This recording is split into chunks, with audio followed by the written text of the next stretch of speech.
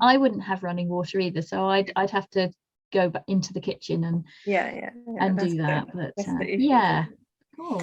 Right. I think, so we gave time for people to join. We have quite a few people in already. So shall we start, I suppose? Yeah. So welcome everyone to our DPS webinar.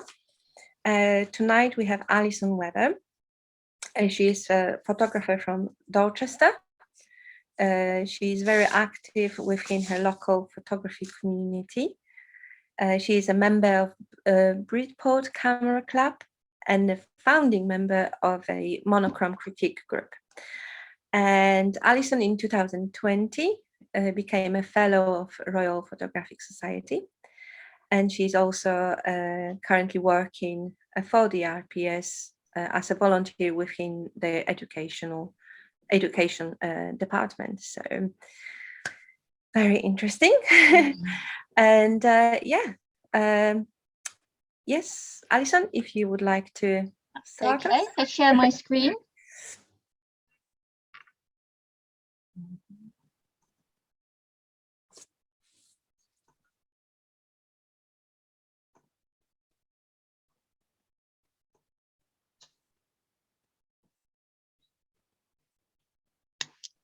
All right, can you see that okay? Yes. Right, okay, good evening everyone. Thank you very much for inviting me here this evening. I've been really looking forward to doing this talk. So the talk is all about photography and autism.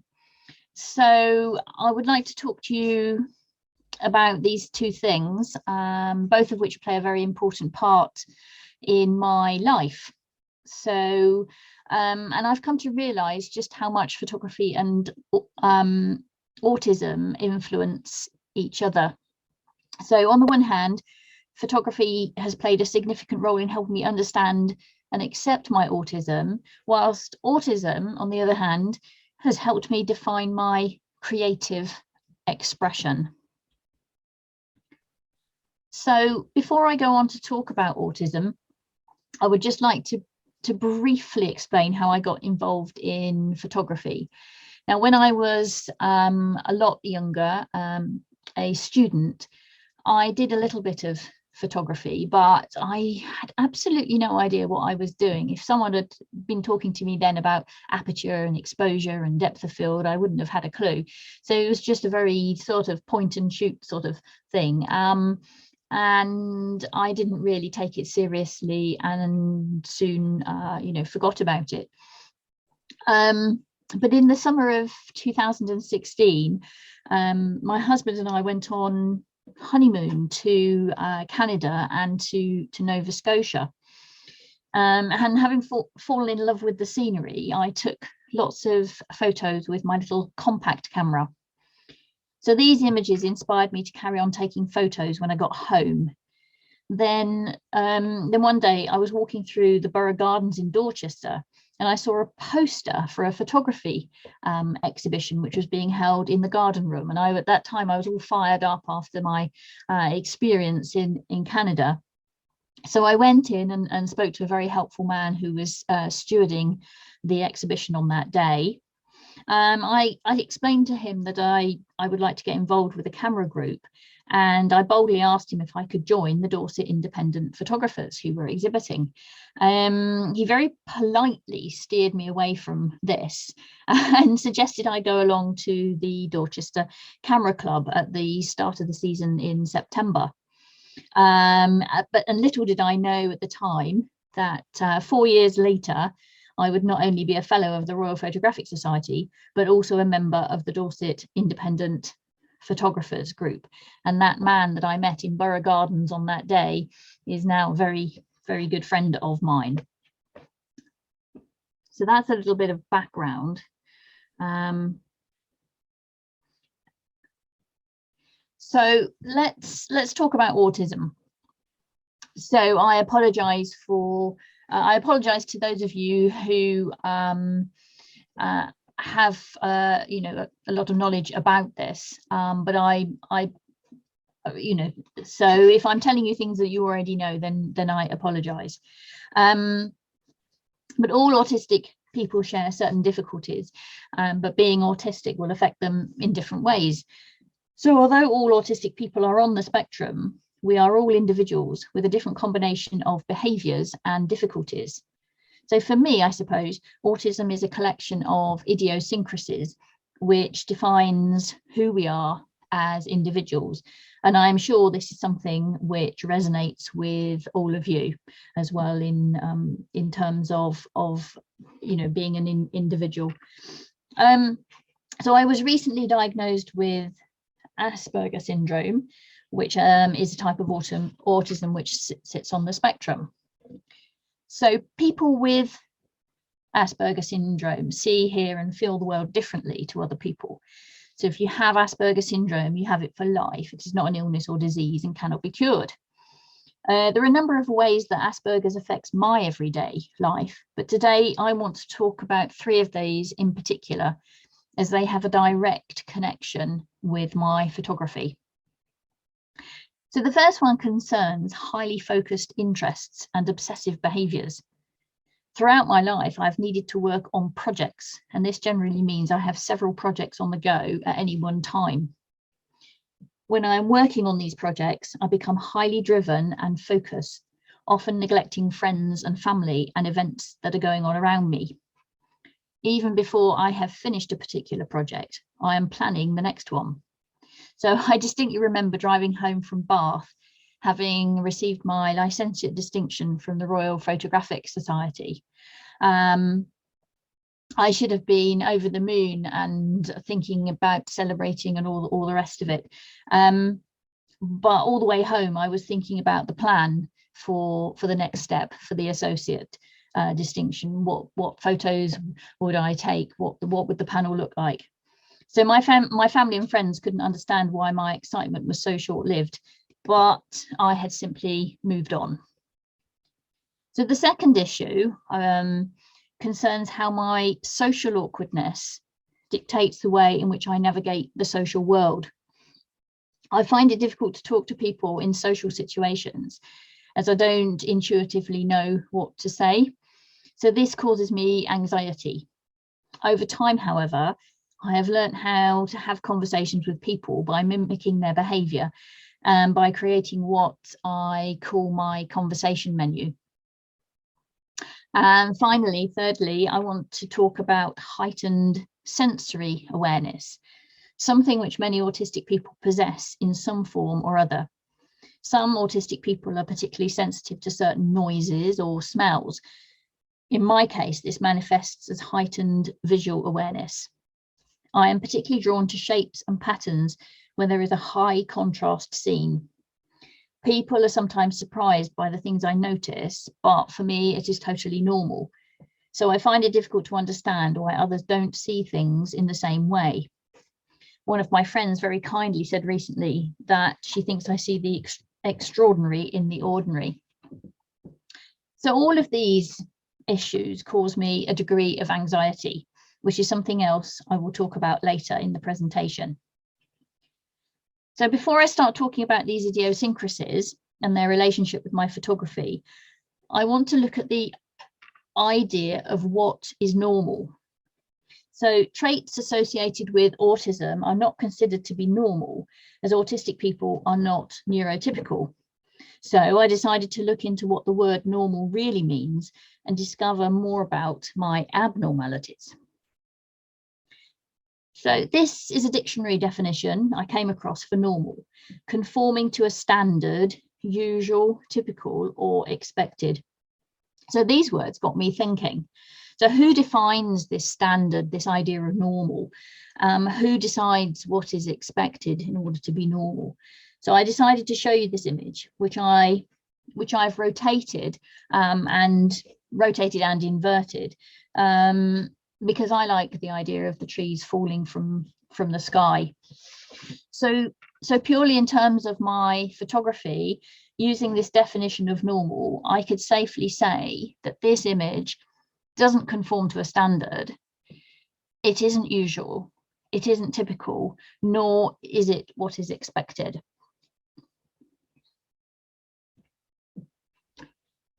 So that begs the question as to whether, are my images illegitimate?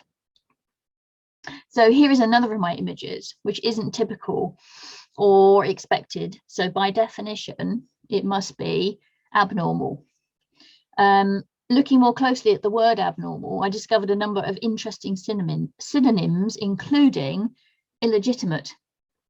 So this got me thinking, if this image doesn't meet the criteria for normal, then according to the dictionary, it is illegitimate. So I think you will agree with me that the same could be said of the images you are about to see.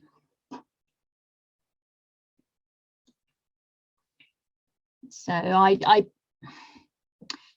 when I saw this scene, I just, obviously I didn't see it like that, but that's how I like it. I like to put that emphasis on the text, on the permit parking, and have it that way round. That's another one that so that's a whole load of shopping trolleys. And then that was just having a play around with something that I put on the front of my camera. I can't remember what it was, a piece of netting or something. So if some of my images aren't considered to be normal, the question is, should I try to fit in and be normal? And the answer to that is very definitely no.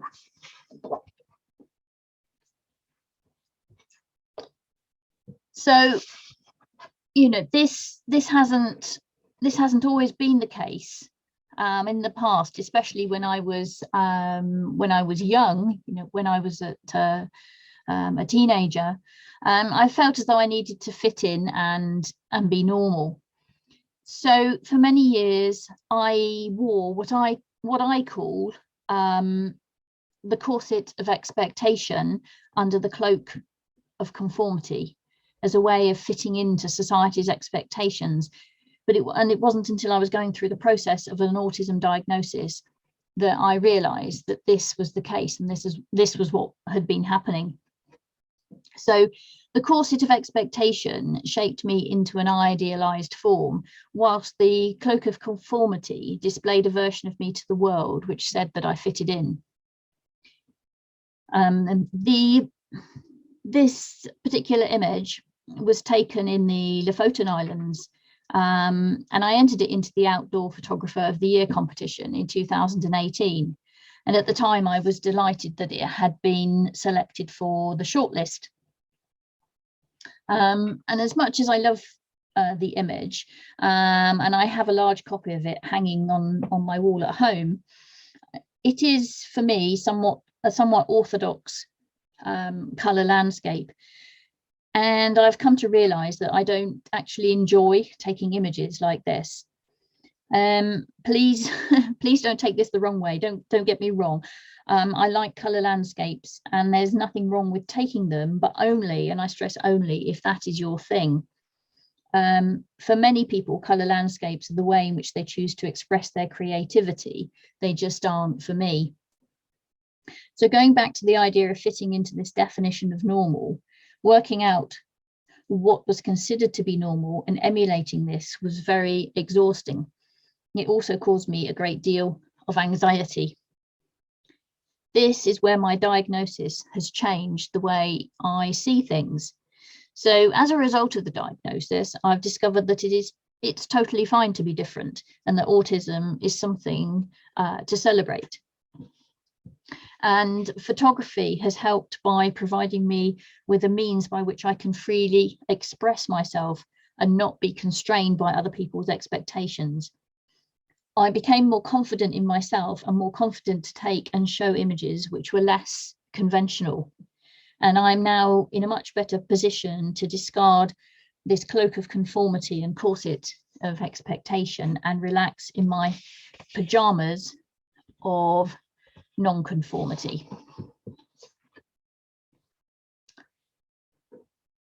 So the corset and the cloak suffocated my creativity, and concealed my true identity. And I've come to realize that as far as I'm concerned, creative expression is hollow without individuality. So now I would like to go on to talk about the first of the idiosyncrasies I mentioned at the beginning of the presentation, namely my highly focused interests. So being obsessed with projects and having highly focused interests is, as I say, a typical Asperger's trait, and one which I've had for as long as I could remember. So when I was a child, I used to spend hours at a time on my own creating fictional maps. My dad was sorting out the loft at some point, and he wanted to throw away this old Ordnance Survey map, and I said, "Oh, can I have a look at it? I think that's absolutely fantastic." And I decided that I wanted to make my own worlds, so I did. And I also spent a lot of time spotting particular makes of car, like you do. So I've always had obsessions which have developed into projects, and constantly having lots of projects on the go can be a good thing, but it can also have its disadvantages. So firstly, my autism means that I need structure in my everyday life. And for me, projects give me a framework. I need to know what I'm going to be doing in the day. I need to know what I'm going to be doing in the week, and further and further and further. I need to have that structure and framework. Secondly, I need to focus on what I'm going to do in the future, and projects are ideal for this, as I can structure in plans and timelines. Last but not least, projects give me the headspace I need to escape from the overwhelming pressures caused by my autism, and to escape other people. It's like needing to carry out a factory reset on a brain which has become overloaded and no longer knows how to cope with what is being asked of it. And my family don't take offense to this. They realize what's going on. It's not personal. I just can't cope. I just can't cope with people and things anymore. So this this in turn helps to alleviate anxiety. And later on in the talk, I want to have more of a talk about headspace. So I mentioned disadvantages, and I know all too well that my projects often become all-consuming. I can very easily switch off from the world around me while spending time in my own head, and quite often that's a very comfortable place to be, and I'm just in my own world, oblivious to everything else that's going on. So there's then a very real danger of disconnecting from what is going on around me, and I end up neglecting friends and family. And if I'm not careful, projects take over my life. Sometimes it all becomes very intense, as if I'm in a whirlwind. Ideas spin round and crash into each other, and there's this desperate hurry to regurgitate ideas onto paper and do things. Not only that, but the more intense a project becomes, the more I resent interruptions from other people. And this is obviously not a great way to maintain relationships. And it was actually a conversation which I had with my family about the way in which these projects absorb my entire thought processes to the exclusion of them that was probably the catalyst for seeking diagnosis. The questions were coming up, well, have you forgotten that we're here, and hello mum, where are you, and do you think you can go out for the day with us without taking your camera with you? So the answer to this, as in it is with many things in life, is to strike a healthy balance, something which my Asperger head finds hard as I tend to live in a very black and white, all or nothing world. It's a binary world where there are only ever two possible outcomes. So photography has given me access to many different projects, both large and small, and I'd like to talk to you now about some of those projects. So one of my recent projects is on architecture, and I've always been drawn to strong geometric shapes, and I spent a few months taking photos in places such as Southampton and Bournemouth. And for me, the appeal of these images is that they isolate the geometry from their surroundings and play on unusual perspectives. So I'm just going to show you a few of these images.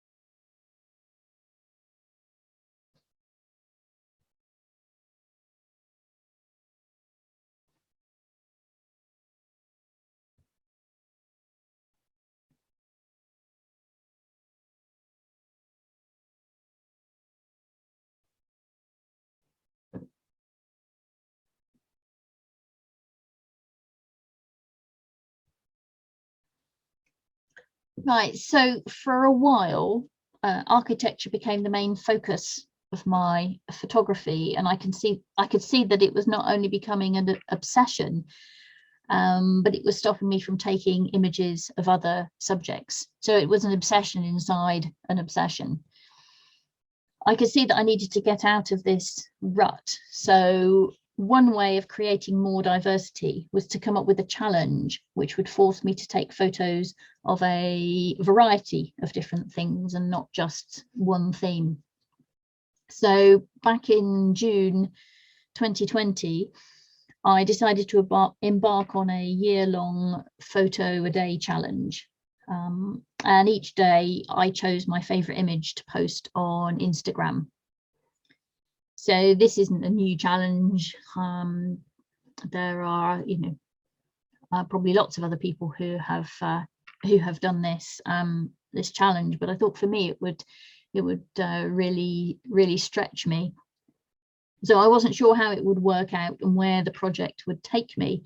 So would the images form a visual diary of my everyday life, or would they become something different? Would something else come out of it? So most of the time I found it easy to take an image of the day, but there were occasions when I struggled to find something to photograph, usually because I didn't have much time. And with the lockdowns adding more of a constraint, I had to find all my images locally, which added to the challenge. So forcing myself to take images when perhaps I wouldn't normally go out with my camera has taken me out of my comfort zone, and I've ended up taking images which I wouldn't normally take. For example, the project has given me more confidence to take photos of people. So this particular project has also acted as a springboard for other new projects, which I will talk about more later. Also later, I would like to talk about using Instagram as a tool to observe the evolution of my photography. And this project is a good example of how this tool is working. I could see day by day, week by week, how my photography was evolving, how it was all changing by putting these images on Instagram. And because I'd noticed the changes, I was able to self-evaluate them more easily, seeing them side by side in the gallery. So I will show you some examples of those. So the image on the left here is the very first one that I took, and it's just down the end of my road, and I was quite taken with the the cloud that looked like it was smoke coming out of the chimney. And the one on the right I call Beauty in Decay. Some lilies in our garden, and I noticed one day that there was quite a wide variety of decay, and so I decided to cut some of them and display them and photograph them.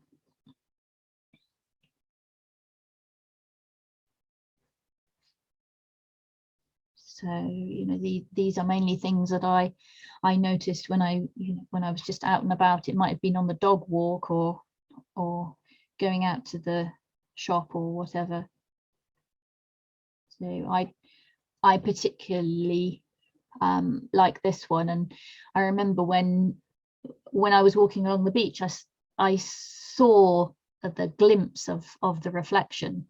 So I got down quite low on the beach to take this, and there was a chap looking out to sea, taking a picture of the sunrise, and he thought I was absolutely off my trolley, lying on the sand taking this picture, and he went off thinking to himself, he must have been thinking to himself, I've got the pictures that the picture is the sunrise. What are you doing here? But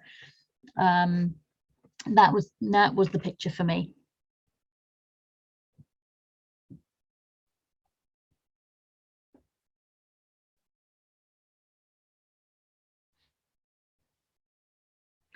So yeah, sometimes it was just something as simple as washing on the line.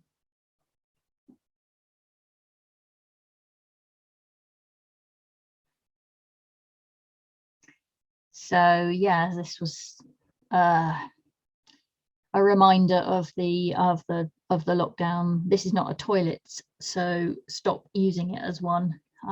We had quite an issue of wild camping on the beaches.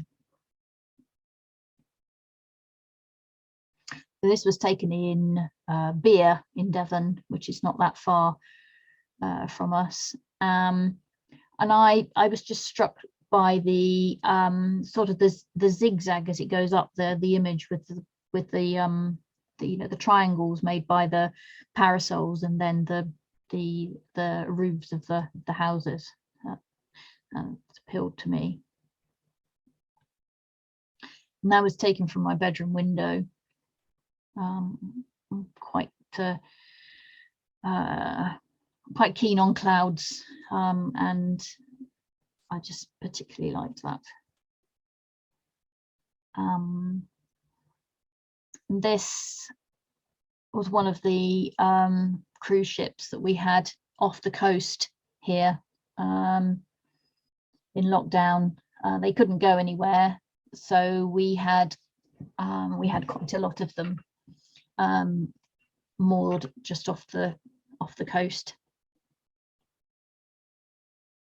It was just something I saw when I was out and about on a walk, and there must have been when we could walk, we could go further.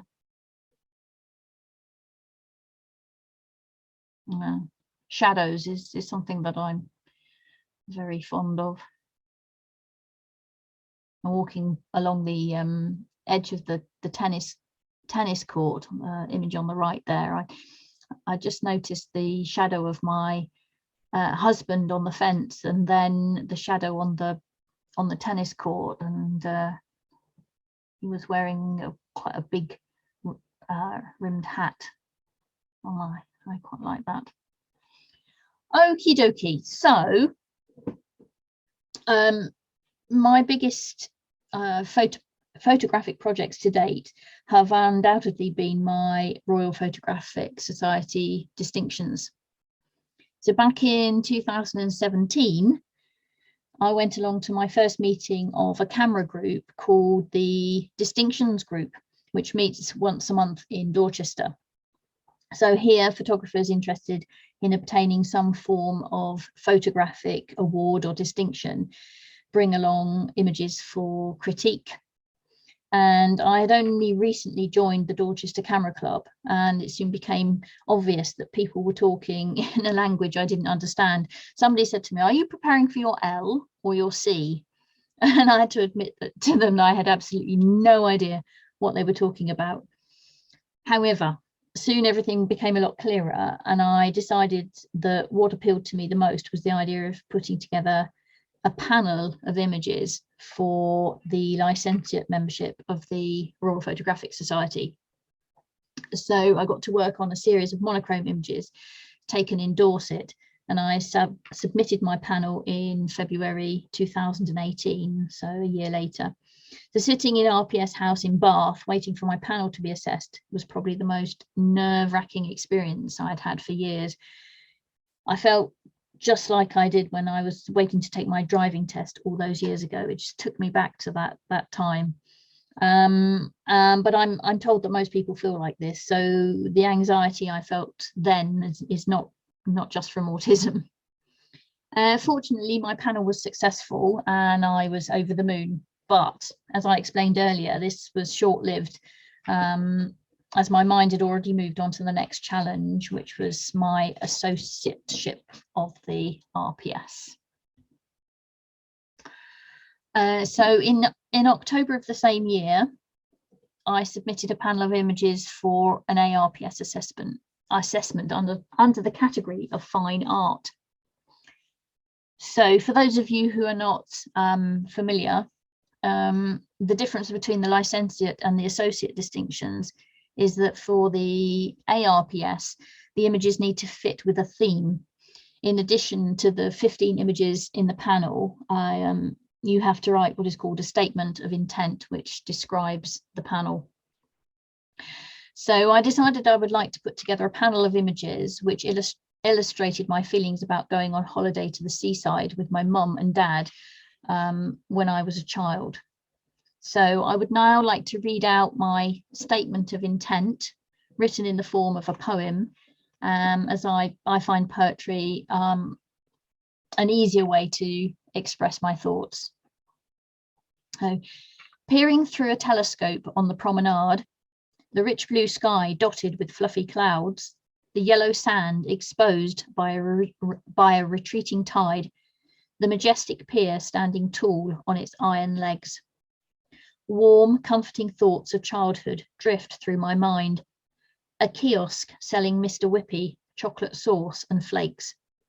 A picnic on a tartan rug, sand between my teeth. A packet of flags to top my castle, shells to line the moat. A postcard bought to send to Granny, having a lovely time. So here are the 15 images.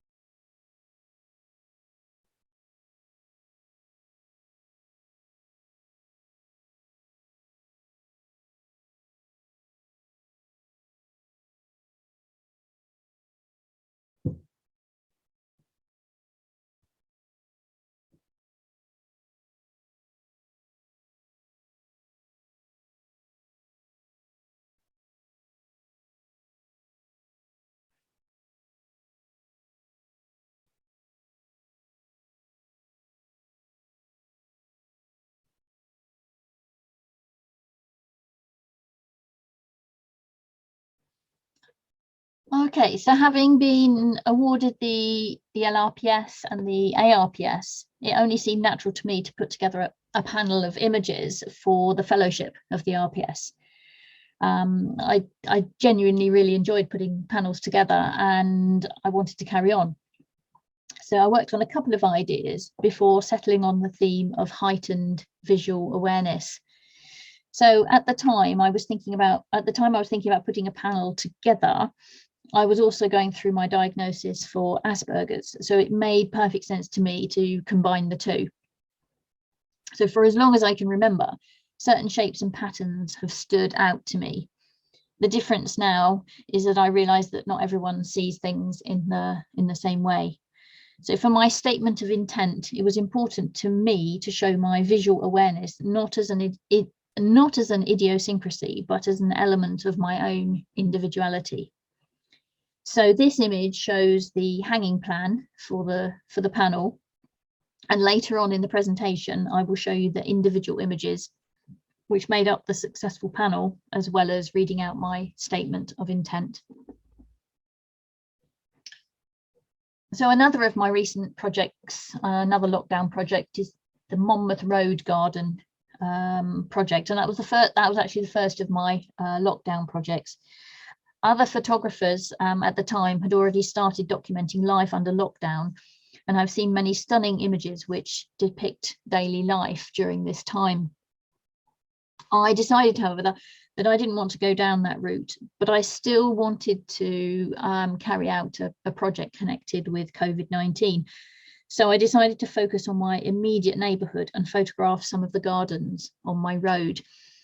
I was acutely aware that gardens have become increasingly important to people during lockdown. If people were fortunate enough to have a garden, the garden became quite a refuge during lockdown. So I asked a few of my neighbours if they would be happy for me to go into their gardens and take some photos. So the aim of the project wasn't so much about photographing all the beautiful flowers, although I was truly stunned by the variety I saw, but I wanted to try to take images which represented the garden's personality. Everyone I approached was keen on the idea, so I spent a few weeks taking photos, which I hope to put together as a mini exhibition in the summer next year as part of Dorset Art Weeks.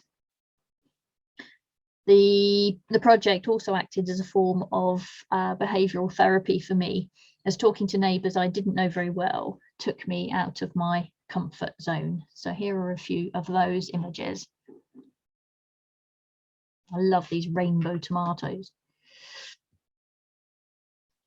This is the family who live directly opposite me, who have the south-facing garden, and it was such beautiful weather, and she'd said to me, "We're up really, really early. Just come in and come through the gate whenever you like, and take the images." And she always had fresh flowers on the table, and they would sit outside and have their breakfast in the garden. And this is the same garden with the sun just streaming through that plant.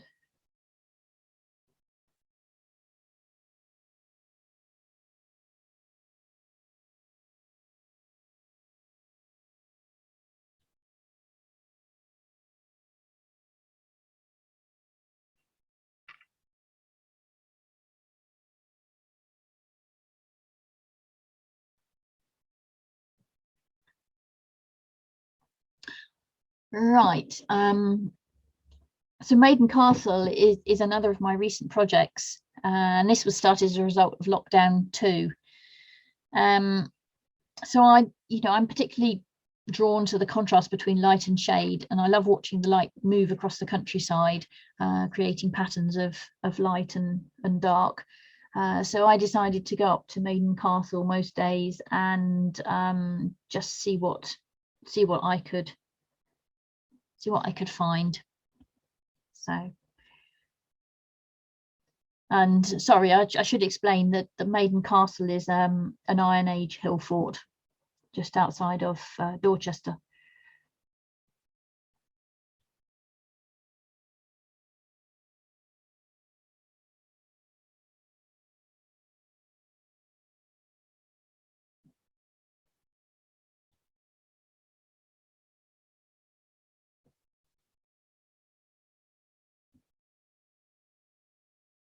So this was taken on a day when the weather was it was uniformly grey, and it had been raining, and I didn't want to take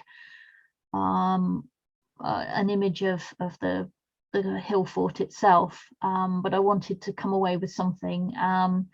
And sheep live on the hill fort most of the year, and to me that just said Maiden Castle without, you know, it said that sheep live here without having to see the sheep.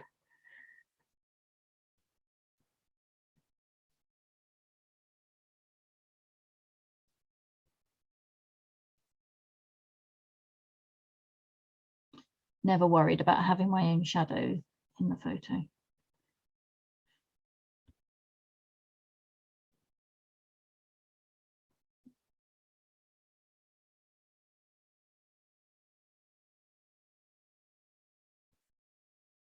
And this one was taken on Christmas morning last year. Last Christmas, it was just my husband and I on Christmas Day, and we decided that the weather was so nice we would walk up to the castle and walk round, and we took a present each to open, and yeah, it was beautiful.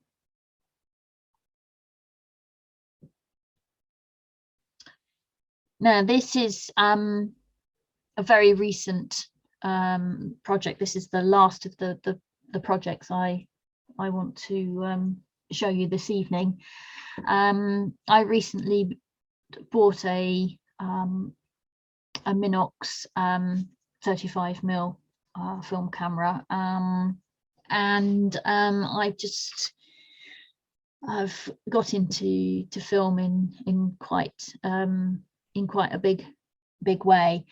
I think part of it for me is wanting to slow the photography down a little bit, and I've swapped this sense of instant gratification for the anticipation of finding out what the photos will come out like. By the time I've got the negatives back, I've forgotten some of the photos that I've taken, so it's really nice. It's a bit of a surprise. Oh, I'd forgotten I'd taken that, and you know, how's it going to come out? And so far I've been quite pleased with the results. So I've used a variety of different films, and I'm going to carry on for the foreseeable future. So just got a few examples of my film work. So that was taken in down in Weymouth.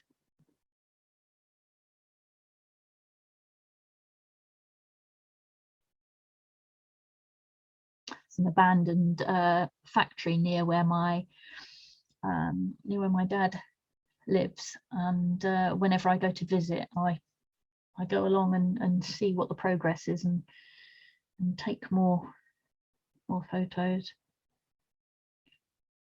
And I have to admit, I'm not particularly keen on Halloween. It doesn't really float my boat, but I thought this was very innovative. The sourdough, the sourdough shapes. Well, I don't know, it looks a bit like the Scream, I think, to me. But I just thought that was something a bit different. So I thought it was worth taking a picture of, and yet more shadows.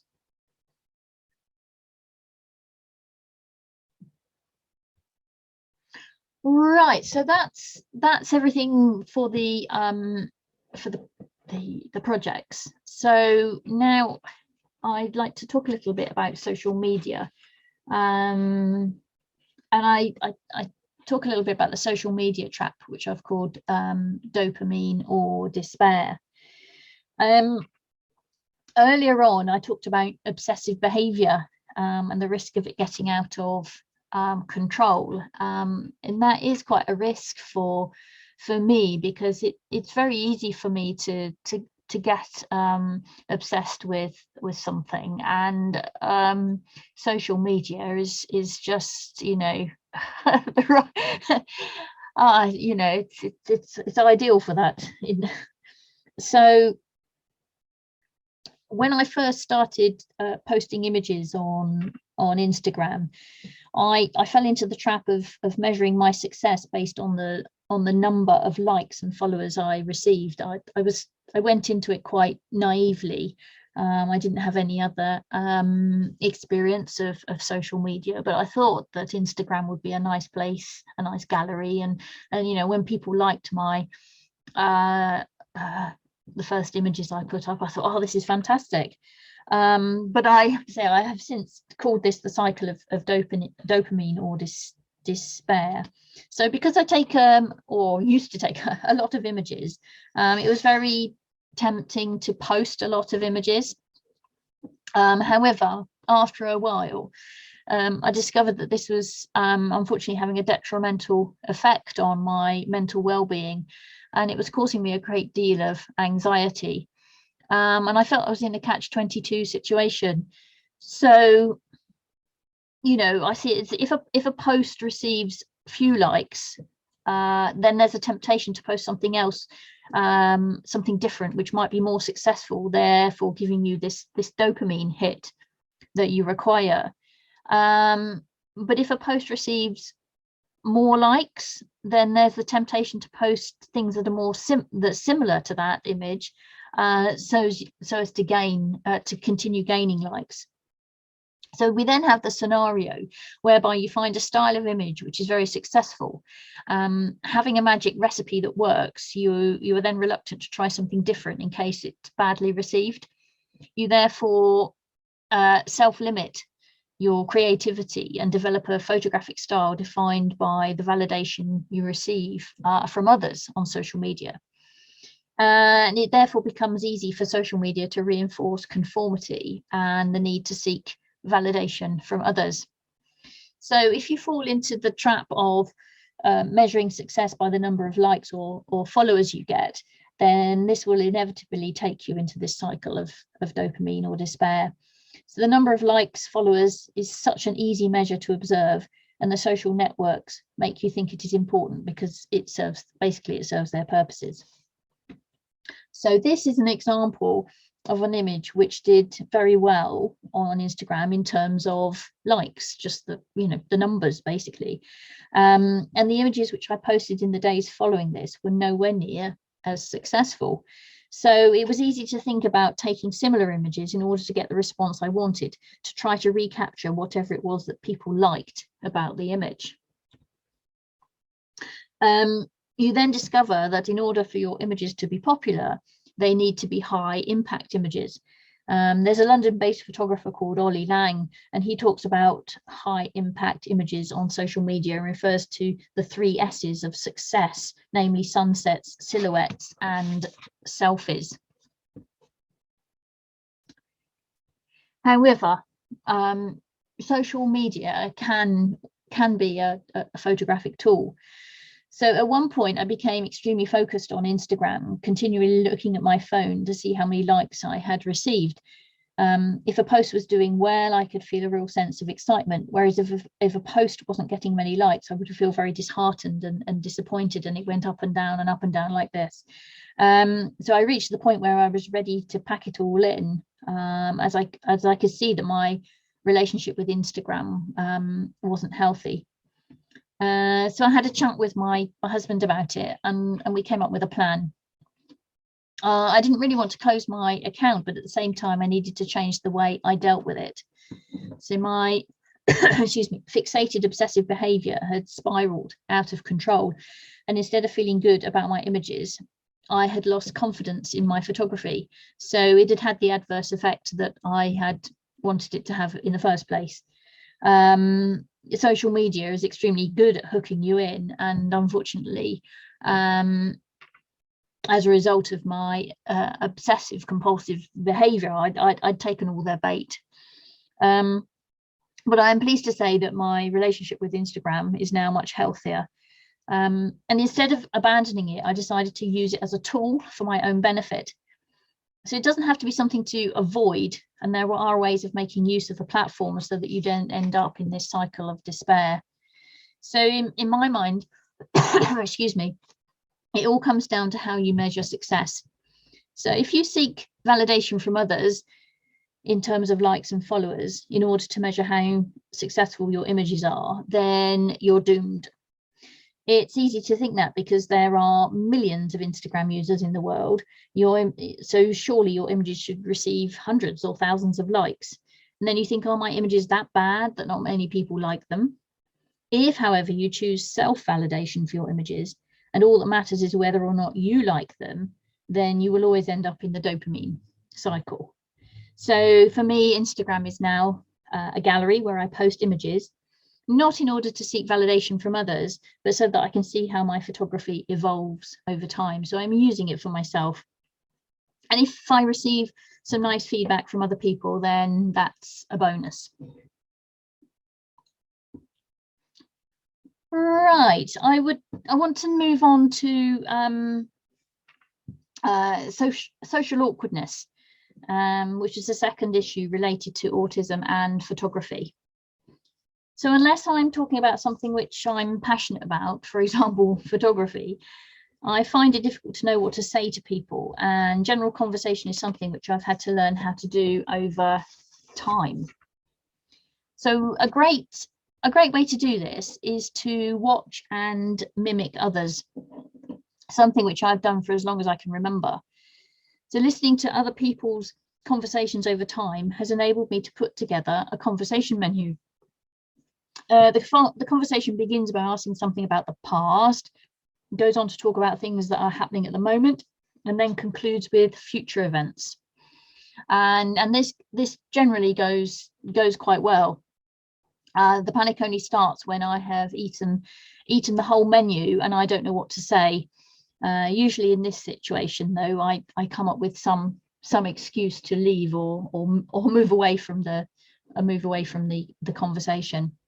So photography has helped me, as it's given me a way of interacting with people within an environment which I can control, and that's the important bit. I am still in control of what's happening. So in a way, the camera acts as a screen behind which I can hide, and having an exit strategy means that I can leave whenever I start to feel uncomfortable.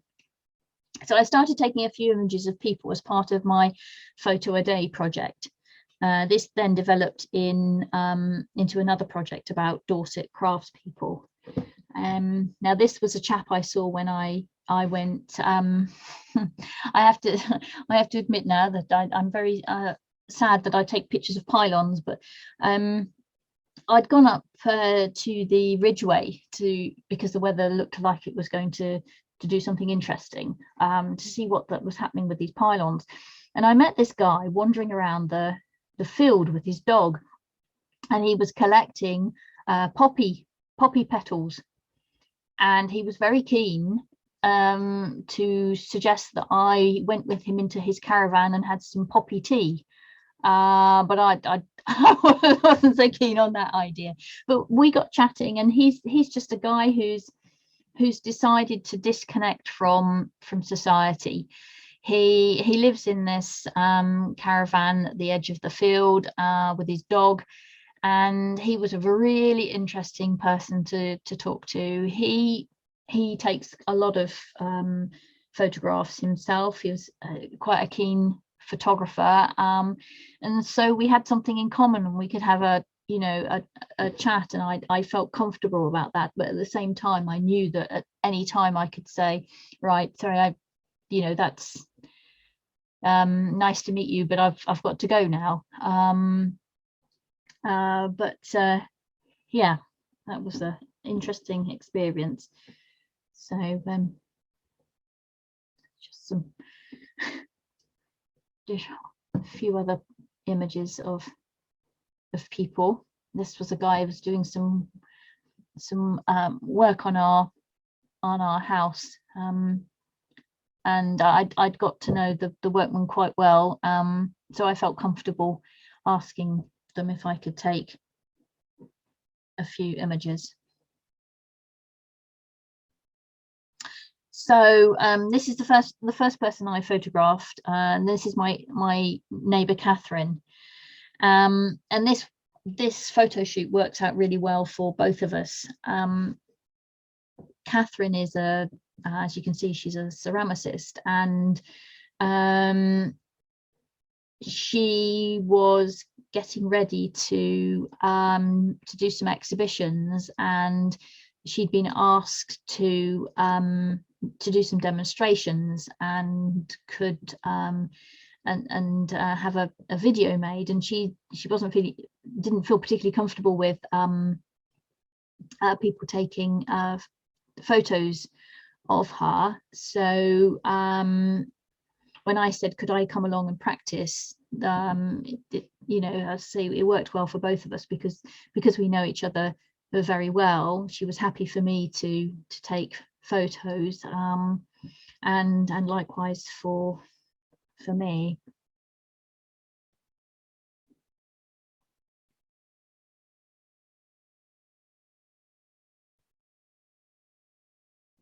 There's a guy called Ben Russell, who a sculptor, makes lots and lots of mushrooms.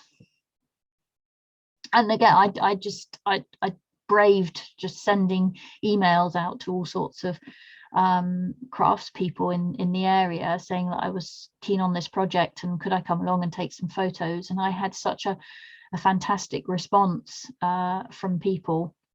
And you know, I felt quite comfortable taking images of Ben because he was working, I was working. He was talking about his work, I was talking about mine, and then we found we had some things in common, and it worked really well. And this was taken at the Boat Building Academy in Lyme Regis. Again, I sent them an email, and I thought, oh, they'll be far too busy and COVID and everything, and they won't want me to come along, and they said, yeah, please come along and take some images. So I did, and I had an absolutely fantastic time at the academy.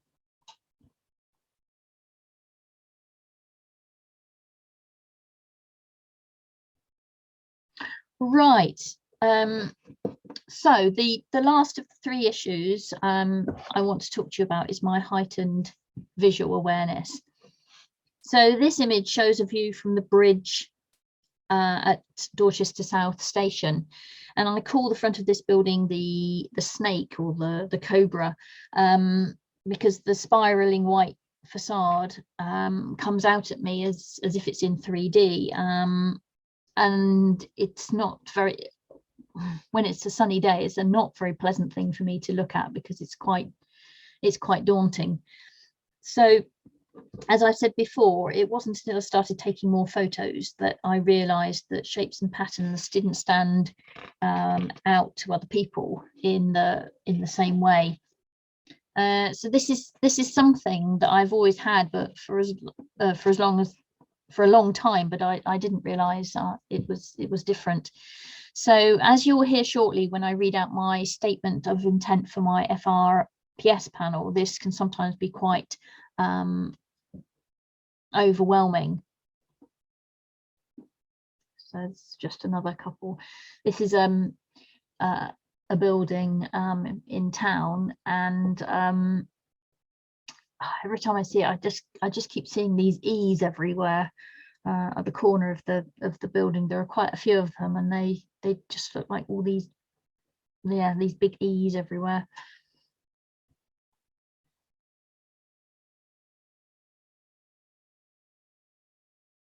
So sunglasses are definitely the way to go.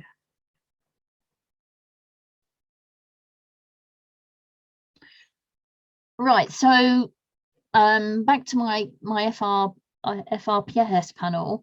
I decided to work on a way of portraying my visual awareness as an idea for the FRPS.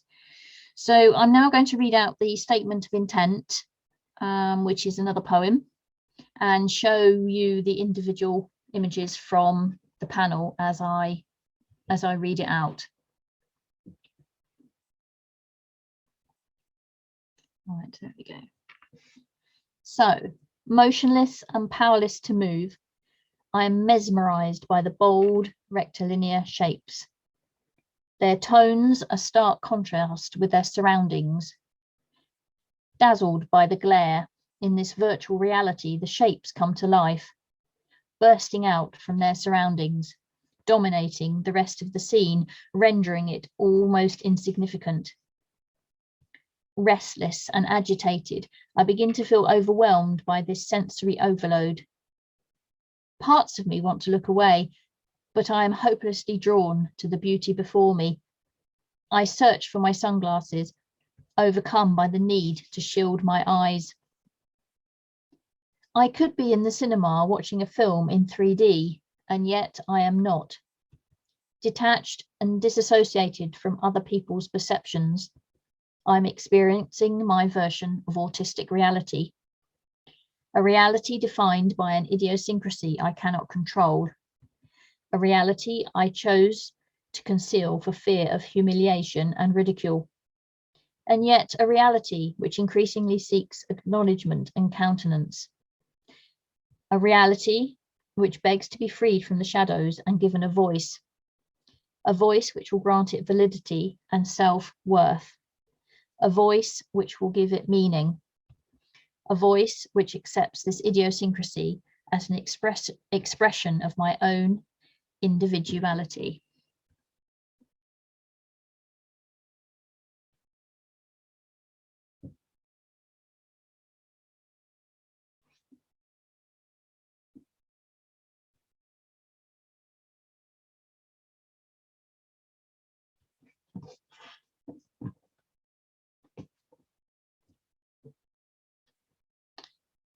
So at the very beginning of my presentation, I talked about anxiety. So for me, anxiety is an integral part of my autism, and it is something I've lived with for years, and it will probably never go away. However, what I'm able to do or manage is to manage it better. And some of this is thanks to my photography and the important role it plays in giving me the opportunity to create my own headspace. So quite simply, headspace allows me to have time alone and acts as a safety valve when things overload me. I'm a firm believer that we all need a certain amount of headspace or me time, whatever you want to call it, whoever we are, whatever sector of society we're in, whatever other issues are going on. Everybody needs a certain amount of headspace. So for as long as I can remember, I have written poetry, and I would like to read a poem about headspace, which is part of a book I'm currently writing about autism. So, clutching my camera, I run against the tide, escaping the cacophony of intruders as they penetrate the thickening fog, stealing oxygen from every breath. In the distance, faint outlines of ghostly figures, aloof in their abstraction, fade in the deepening blur, their featureless contours condensing into clouds of anonymity. Alone in my solitary confinement, waves of dreamy blue float in the air, their gentle hazy edges soft against my skin. Shielded from the perils of conscious thought and the complexity of emotional response, I drift through timeless space with no clear path ahead. I run to a space which is mine, hang up the no entry sign, flick the isolation switch, disconnect the wires, and breathe. Detached from body and mind, in this self-induced anesthesia, a warm, comforting numbness permeates the void.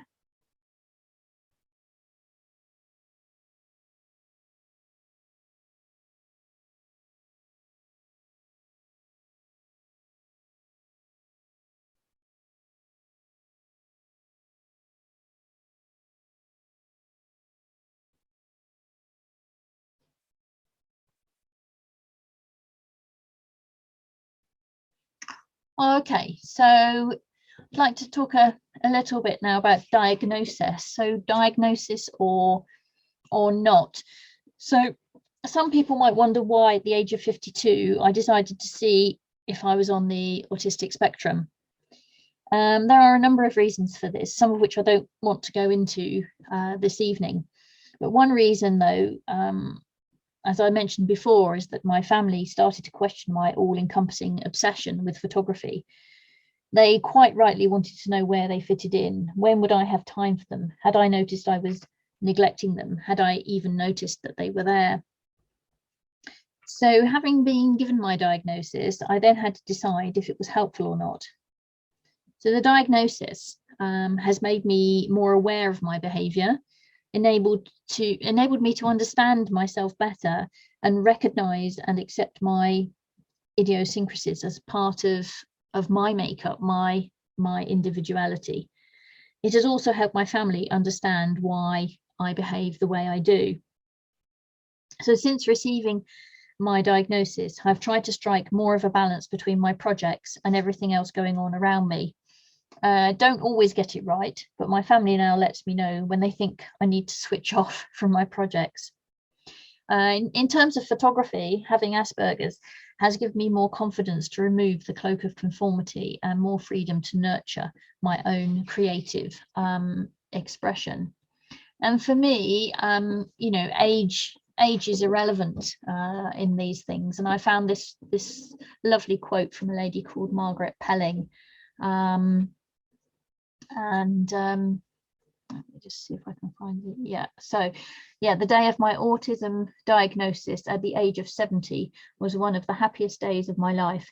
Finally, I felt valid as a human being. I wasn't the neurotic loser I took myself to be. I was just different. And that leads me on to I suppose it is another project, but it's to do with my diagnosis, and that's the photography and autism workshops, which I am I have started running.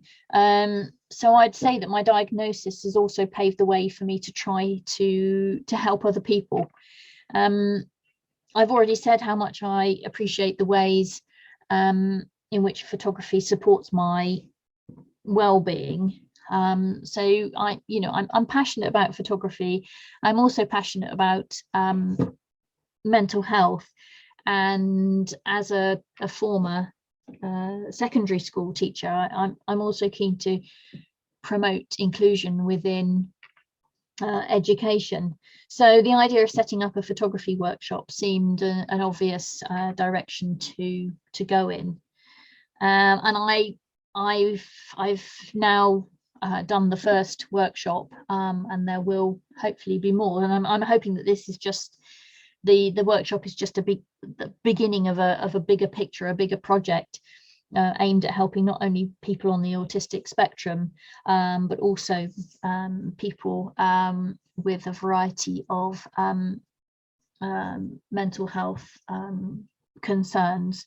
So that has all, you know, I'd say that has definitely come out of my diagnosis. By having a diagnosis, I understand myself better, and I have this desire to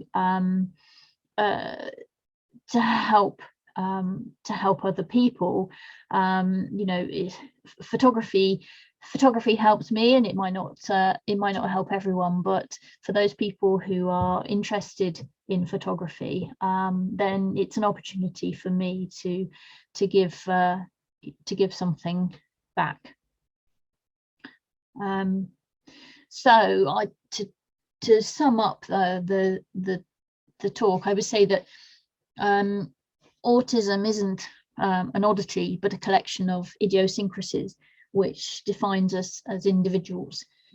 Photography has helped me recognize, understand, accept, and manage my idiosyncrasies. And these idiosyncrasies are an integral part of my creativity, as creativity is hollow without individuality. I am more than happy to take any questions from anyone at the end of the presentation, but I've also put my details up there, because I'm also more than happy to continue the discussion afterwards. So if anyone has any questions they would like to ask me by email, or they'd like to discuss anything with me, then I'm more than happy to do that. So questions now would be great, but I'm also happy to continue that afterwards by email, and I've put my website up there, in case you'd like to just to go and have a bit of a nosy and see the sort of things that I do. Well, you've seen quite a display of that this evening, but there are other bits and pieces on my website. So right, I'm going to stop sharing now. There we go. Thank you. Okie dokie. Thank you so much. I can't see anyone asking questions at the moment. Okay. I took a screenshot of your details, so I will send it to participants. Try to do it now, actually, somehow. Yes. So generally, thank you for very interesting talk. You're welcome. Your photography, it's very variant, in a subject and style and approach. It must be so much going on in your head to keep doing this and how you're doing it. And listening to you, I don't know if many of us had the same feeling, but I've recognized some of the things in me you were describing, and I suppose maybe people don't realize, but they might have a little spectrum or be on spectrum and don't even realize it, because I felt what you meant, if that makes sense. Yeah. Aspect. Getting into the project and being so focused on it that you forget what's outside, and I do that. But yeah, it was kind of eye-opening experience to hear that from you. Oh, thank you. Thank you so much for that. Thank you for sharing and opening. And yeah. Yeah, thank you thank you again for inviting me. I really enjoyed it. Right. Okay. Well, I think that'll be it for tonight. Okay. Thank you so much, and Merry Christmas and happy. And the same to you. And we have okay. Thank you.